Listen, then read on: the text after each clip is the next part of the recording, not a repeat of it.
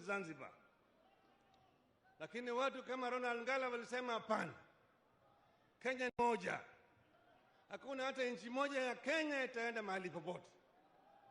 Wakasema kutoka Vanga mpaka Mandera, kutoka Kiunga mpaka Torit, hiyo yote ni Jamhuri ya Kenya.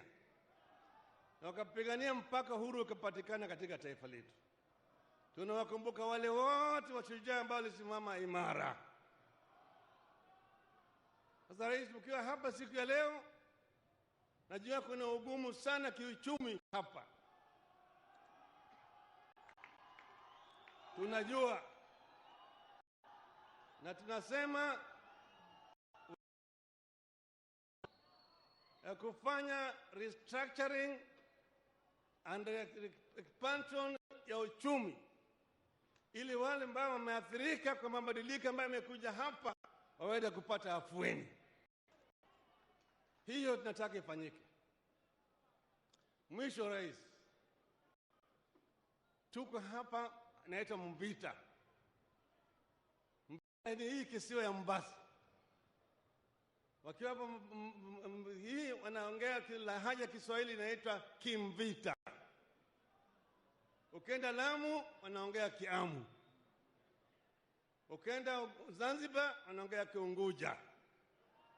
Ukienda Tanga wanaongea Kitangati. Ukienda Kongo wanaongea Kingwana. Haya yote ni malahaja ya Kiswahili.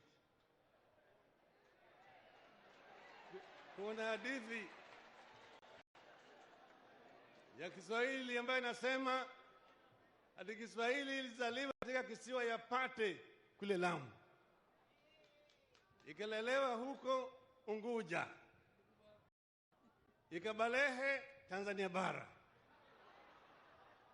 ikashika wagonjwa Kenya bara, ikakufia huko Uganda, ikazikwa Rwanda, maombolezi ni Kongo DRC.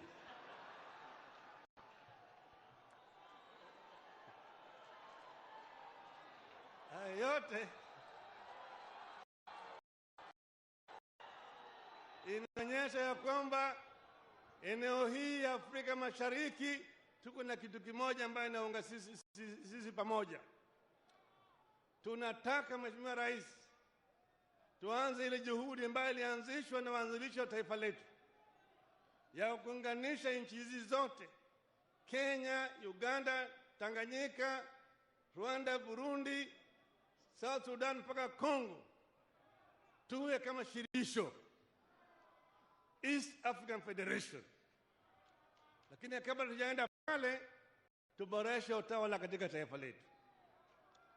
Hiyo ndio maana ya handshake.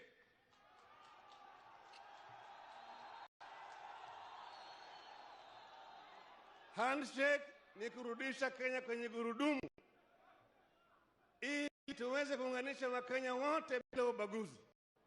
Tuache ukabila, tuache ufisadi, tuache utengano, ili Wakenya waungane kama mandugu. Tuimarishe Kenya wanafanya kule Tanzania. Sawa? Hiyo tunataka, na kwa sababu hiyo BBI inakuja, Building Bridges inakuja.